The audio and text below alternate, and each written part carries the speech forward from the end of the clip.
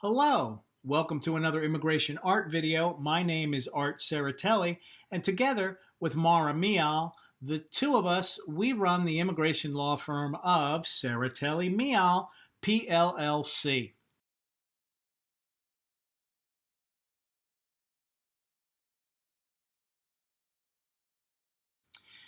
If you've got any kind of immigration question, send us an email. Email is your best bet.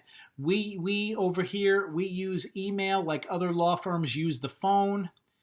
We've got a high volume of inquiries, and we manage them through email. You can text us. You can send us messages through social media. Whatever way is a convenient way for you to start communicating with us, do it.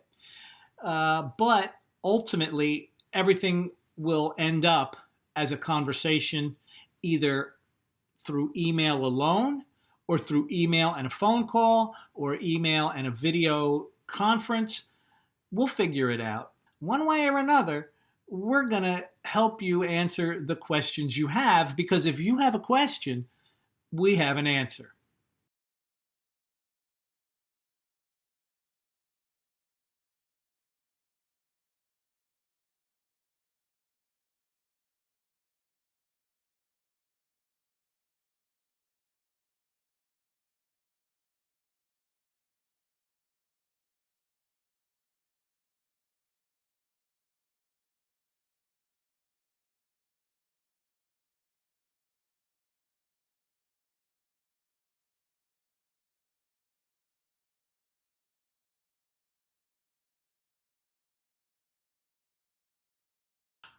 All right.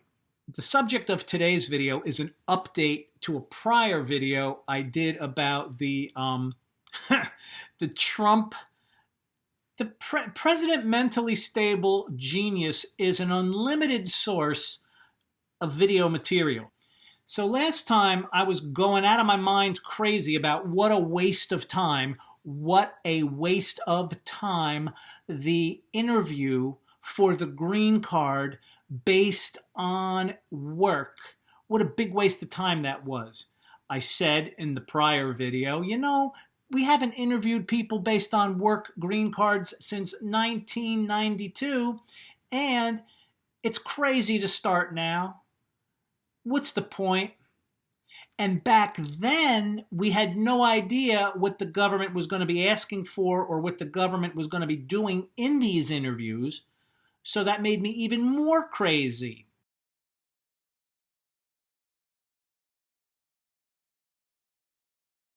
But I'm less worked up about the waste of time. It's still a waste of time, but the interview now is more predictable.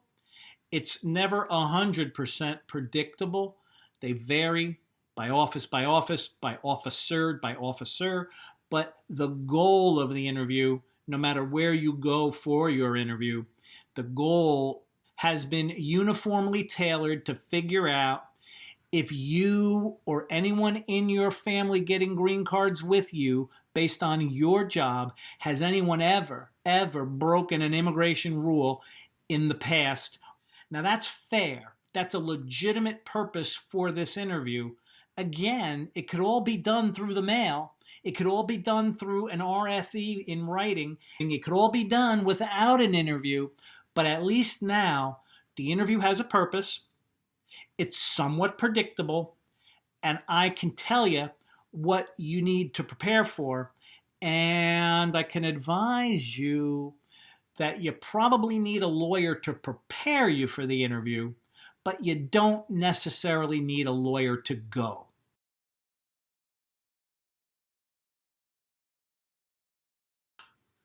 All right, so let's take a look. What goes on in these job-based green card interviews at the local immigration office? Let's take an example. A standard family where, say the mom is the worker and the green card applicant. There's a husband and two little kids, and everybody needs a green card. What are they going to inquire about at immigration? What is the officer going to care about? And what do you need to have with you to get through the interview.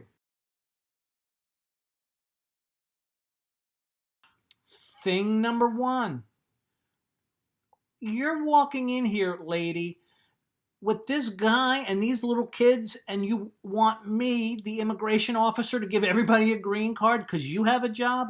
No, no, no, no, no, no, no, no, no. Prove you're a family. Okay? So it's part family marriage case.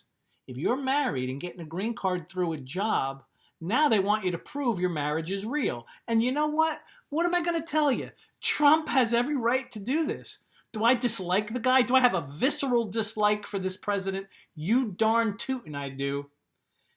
Can I fault him for doing this? No, I can't. No. To be quite honest, I think it's a good idea. I can't even believe I just said that.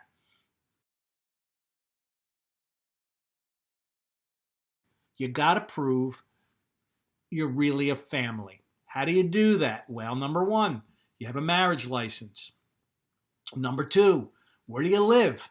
Do you both own a house together? Is the husband and the wife, are they both listed on the deed to the ownership of property where your house is sitting? If you own the property and the house as husband and wife, you're married. Congratulations. Are these kids your kids? Who are these kids? Well, you better have birth certificates showing that they're your kids. And that proves two things. It proves, number one, they're your kids, and if they're under the age of 21, they should get green cards with you. And two, it proves you're really married. Do you think fake married people are going to prove they're married by actually having the wife give birth to two new human beings? Fake married people don't have kids. Just for evidence at immigration? No. So, are you married? Prove you're married. Bring in paperwork. If you live in an apartment, bring in the lease, bring in bank statements, same old stuff, but prove you are a family. Area of inquiry number one. Area of inquiry number two. Have you broken any immigration rules regarding unauthorized work? Not only during the time you've been waiting for the green card, but for all the time prior to getting in line for a green card. Did you have an on-campus job back in college as an F1 student?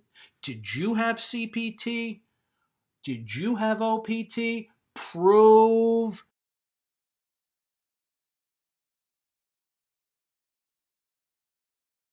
Immigration could very well, perhaps, go into your Internal Revenue Service, IRS tax withholding records, and see every time you worked and when taxes were taken out. They could ask you to prove you had work authorization for every single job where the IRS shows you had withheld taxes from your paycheck. So you better do it. What do you need to do?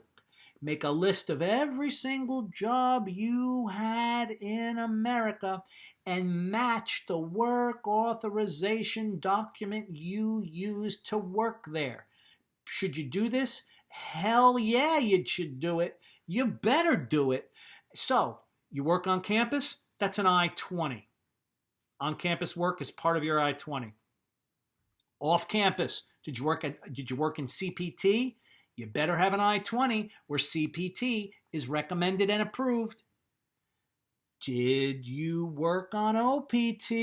You better have an I-20 that shows your OPT was recommended and approved, and you better have the OPT EAD card, either the real card or a photocopy of it.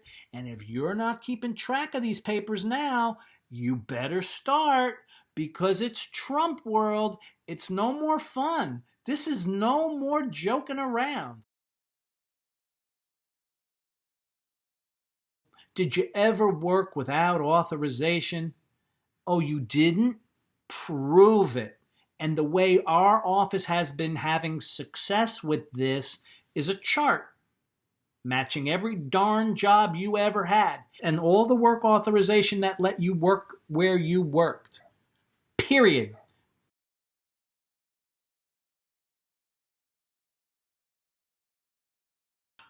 All right. Now that's good for mom, working mom who's getting the green card, for her to be put through the ringer, proving every single job she had in the past since she was a student had corresponding work authorization. That's okay. What about the husband? What if the husband worked? Should he have to make a chart also? You're darn right the husband better make a chart, because if the husband broke any immigration rules when he worked and should not have worked, he's not getting a green card.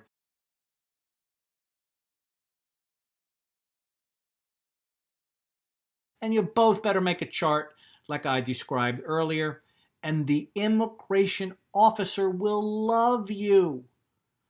If you don't make the chart, they have to. You think they want to do that? They don't want to do it any more than you do.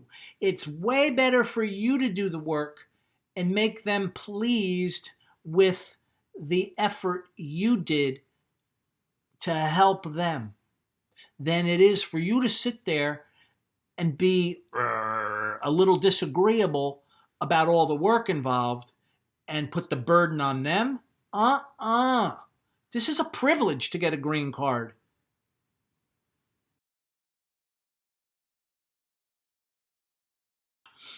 Area of inquiry number 3.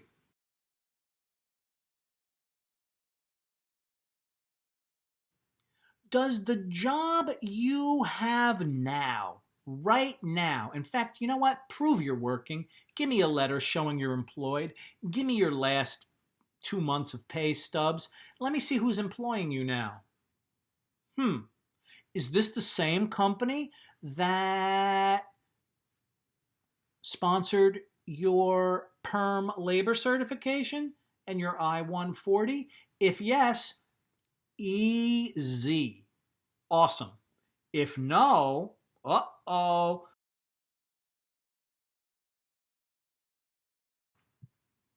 1, prove you switched jobs in accordance with the provisions of AC 21, the portability provisions. What is that? That's a legal issue.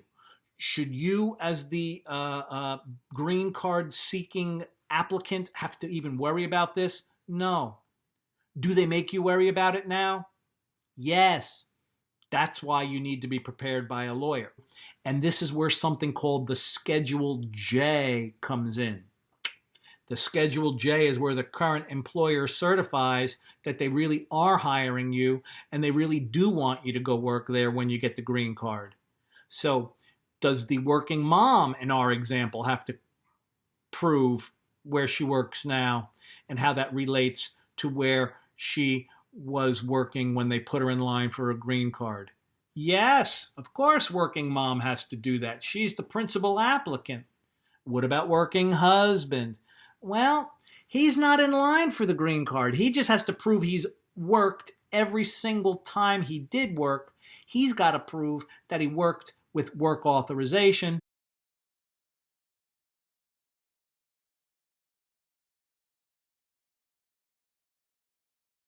Now, what about the kids?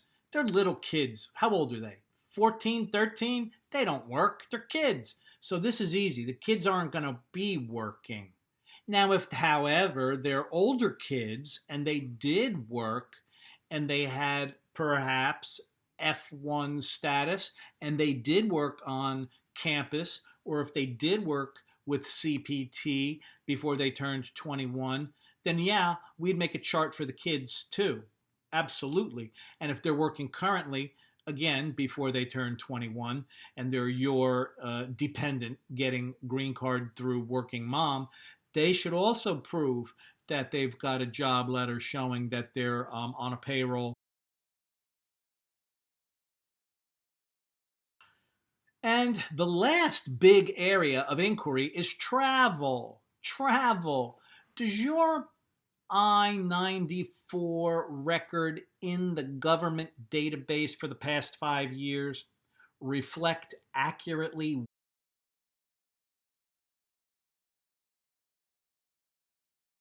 Now, you might be thinking, why do I have to double check my I-94 record? Let them figure it out. No, you don't want them figuring out anything because it takes time for them to figure it out. If you do it for them, it's a shortcut. It takes them less time to approve your case. Plus, they're grateful. These poor people, in my opinion, are underpaid and overworked. Underpaid, overworked. They are grateful for your help. So do me a favor. Do them a favor. Print out your I-94 travel record. If there ain't something right in the computer run by the government, fix it. Add with a red pen what's incorrect.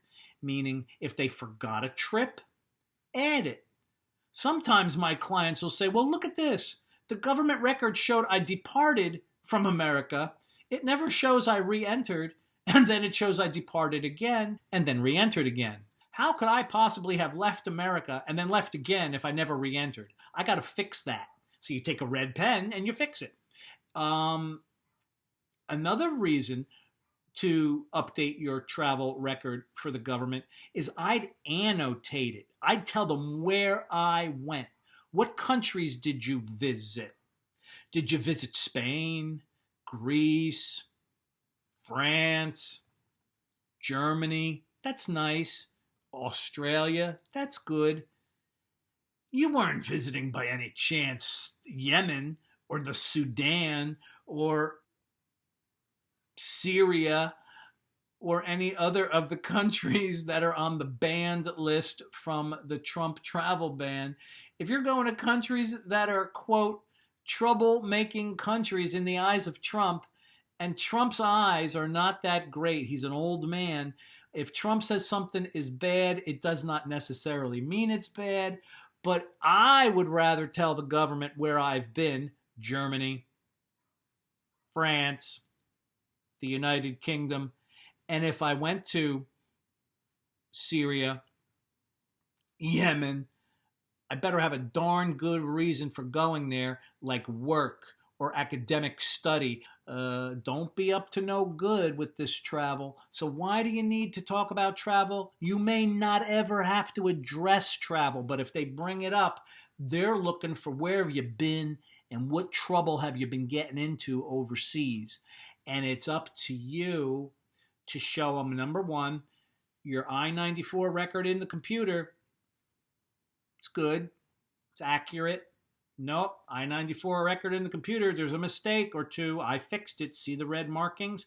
And I also, by the way, just so you know where I'm going, I annotated it. I went to Germany. I went to Australia. That's it. That's it.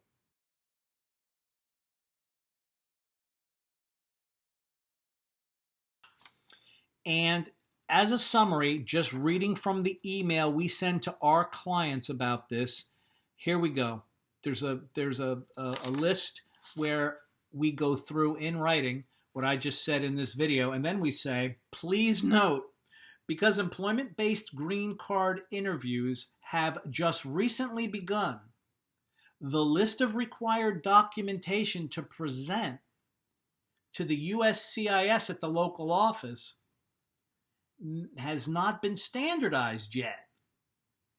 So, in an abundance, lawyers love to say that, in an abundance of caution, and we advise you, as Serratelli, Mijal, PLLC, we advise you to bring all the items listed in here, even if it's overkill, even if that stupid I-94 exercise showing what you did and how it matches the government's records and telling the government where you went.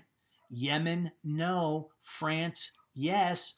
We advise you to bring all the items noted above, even though USCIS may not request all the items we're asking you to bring.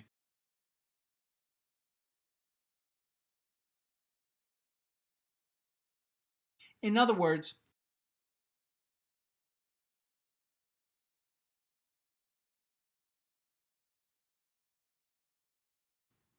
therefore, please only provide the interviewing officer with the specific documents that he or she requests during the interview.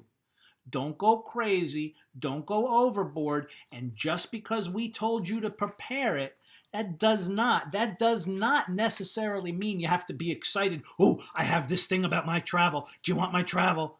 You could say, thank you for the interview. Just one thing. I noticed you didn't ask about my travel. Do you want any of my travel records? I made a chart. Do you need that? Or one last thing. My spouse, my husband, he did not present you with his work history. Did you want that? We have it, but if you don't, that's okay. I want to let you know I've got it.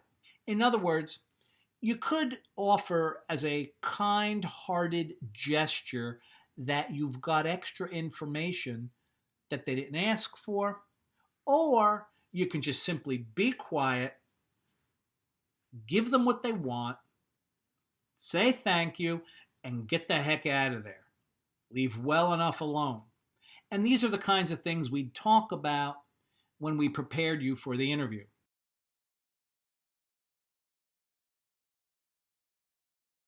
In closing, should you be prepared for the interview by a lawyer?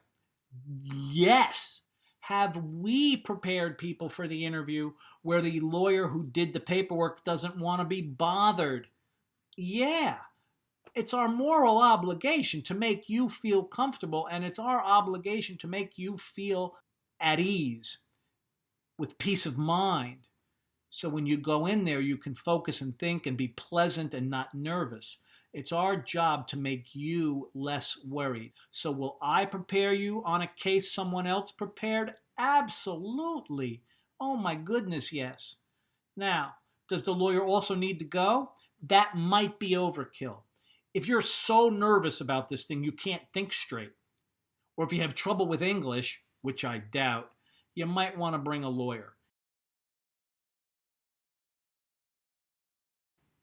I thank you guys. I'm really amazed. Check out the numbers of viewers we have on YouTube. This is becoming a big thing. This crazy little video channel has taken on a life of its own, and I thank you all. And Mara thanks you all. Mara and I are grateful. Thanks.